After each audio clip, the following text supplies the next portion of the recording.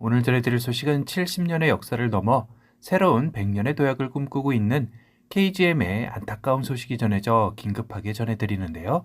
1990년 국내 외환위기에 따른 워크아웃, 2004년 중국 상하이 자동차 매각, 2010년 인도 마인드라 그룹 인수, 2020년 마인드라 경영권 포기로 상장 폐지 위기 등 굴곡의 20년을 보낸 쌍용 자동차는 SUV의 명가답게 토레스를 출시하며 재도약을 꿈꾸게 되었습니다. 물론 그런 가운데 사명을 KGM으로 바꾸며 새로운 비전, 새로운 도약을 위해 다양한 변화를 시도하고 있기도 한데요. 그 중심에는 앞으로 나올 KGM의 신차들의 책임감 또한 무겁다고 할 수 있겠죠. 얼마 전 KGM의 70주년 기념 영상에서 토레스 쿠페를 최초로 공개하며 뜨거운 관심을 받기도 했었는데요.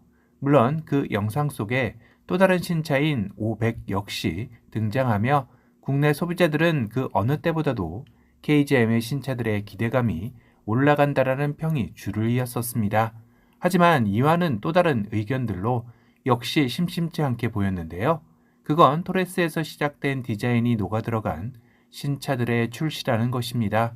다시 말해 완전히 새로운 신차라기보다는 토레스의 파생 모델로 여겨질 외관의 모습들에 과거 쌍용 자동차 시절 티볼리의 성공으로 그 이후 차량들에서 티볼리의 디자인이 대거 적용되며 티볼리 대중소라는 별명까지 얻었던 과거의 기억이 떠오르기 때문인데요.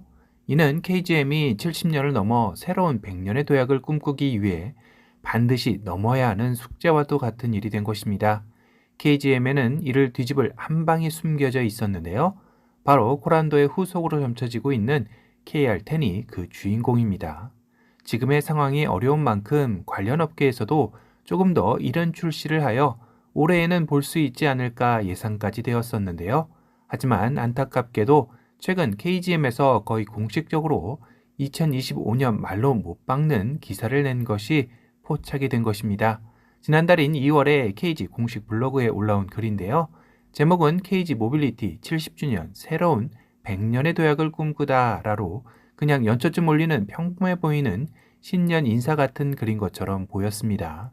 하지만 내용을 자세히 읽다 보면 앞으로 나올 신차들의 일정을 살짝 흘려놓았다라는 것을 알 수 있었습니다. 이 글에는 2026년까지 제품 개발 로드맵에서도 엿볼 수 있다라는 글귀로 시작으로 프로젝트명 F100으로 불리우는 대형 SUV가 출시되는 2025년 말을 기점으로라고 하면서 명확하게 출시를 언급하고 있습니다. 그리고 다음 글귀가 중요한데요. 2025년 말을 기점으로 KG 모빌리티는 본격적인 전동화로 전환될 예정입니다. 이 말인즉슨 2025년 말 이후 KGM의 전동화 모델들이 본격적으로 출시된다는 것을 알린 것이나 다름이 없는 셈이죠. 그렇다면 우리가 알고 있는 전기 픽업 500은 확실히 올해는 아니고 내년인 2025년에 나올 가능성이 높아 보입니다. 물론 이번 70주년 영상에서 토레스 쿠페와 함께 공개된 것으로 보아서는 F100보다는 빠르게 나올 것으로 예상이 되는데요. 내년 초 모터쇼에서 공개 후 나올 가능성도 높아 보이네요.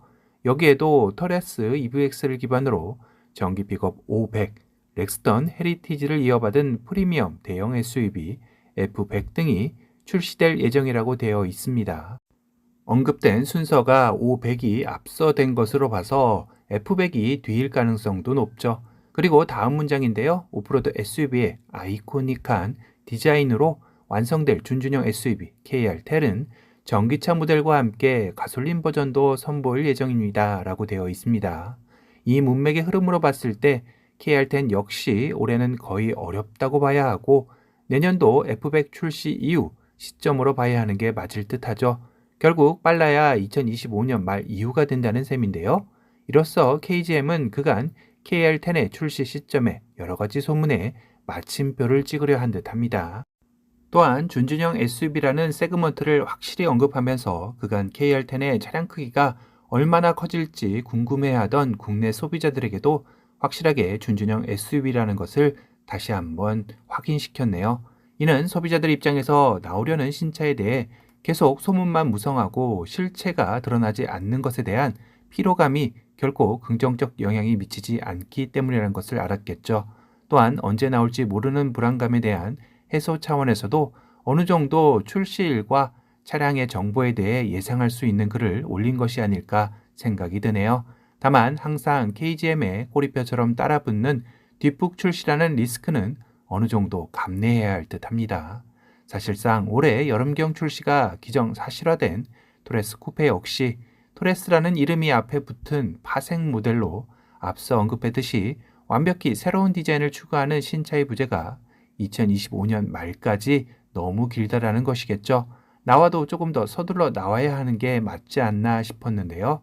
하지만 KGM의 경영 환경상 한 해에 신차를 여러 대 출시한다는 게 물리적으로 쉽지 않고 더군다나 최근 전기차의 판매량 감소라는 악재가 수면 위로 떠오르면서 KGM의 전동화 플랜 역시 상당한 변화가 필요하게 되는 시점이 올 수도 있다라는 측면에서 KR10에 예고된 전기차와 가솔린 버전 중 전기차를 포기해야 하는 최악의 상황도 고려해야 할 것이라 생각이 듭니다. 국내 시장 상황을 조금 더 지켜보려는 의중도 깔려 있다는 것 같다는 생각이 들죠.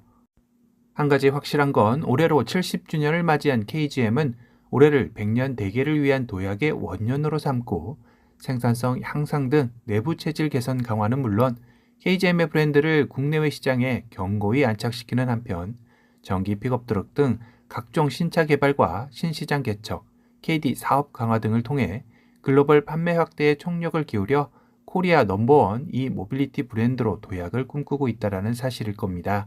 이제 곧 따스한 봄날이 올 텐데요. KGM에도 봄 소식처럼 따뜻한 소식이 들렸으면 하는 바람이네요.